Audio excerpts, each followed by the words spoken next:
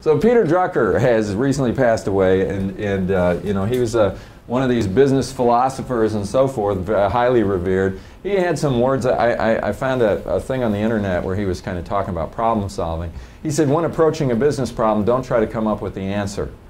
Step back from the problem. Examine it from different perspectives. If you get the wrong answer to the right question, you usually have a chance to fix it.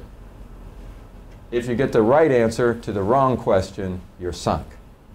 And what he's saying, and this can manifest in a lot of ways.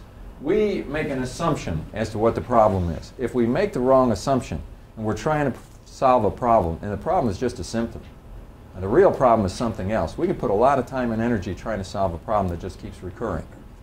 Or if we haven't really diagnosed, I mean, you think about the medical profession, and if you don't have the right diagnosis, you may actually do a procedure that's harmful to the patient because of an incorrect diagnosis.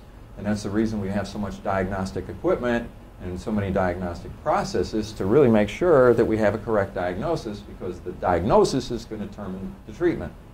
And so often we make assumptions and our diagnoses are not correct. And so then the approach is wrong.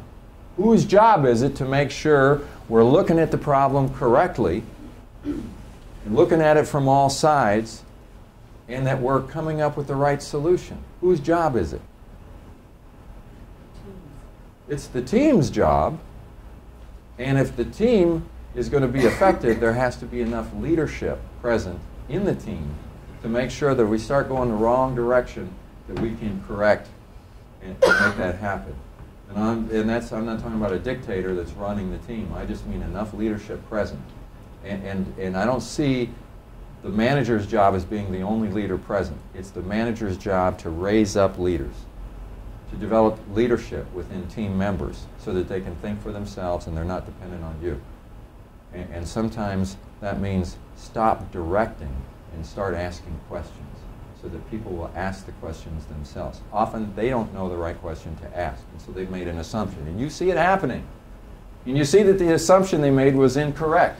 You have two choices. You could just tell them how it's going to be and answer it for them, or you could stop and get them to rethink about it. Now, it takes longer to get them to rethink about it. Get them to ask the questions that they weren't asking. But what you're doing is you have an opportunity to teach people to think for themselves, to think creatively. And every day is an opportunity to teach leadership, to get people to learn how to be leaders. And if we're so focused on just getting the job done in the most efficient way, maybe we're not spending enough time raising up leaders from the ranks. It's hard enough to go and find somebody to fill a position. Wouldn't it be great if we had so much leadership growing up in the ranks that when we look for a position is vacated and we need to fill it, that we would just have so many talented people just ready to move in?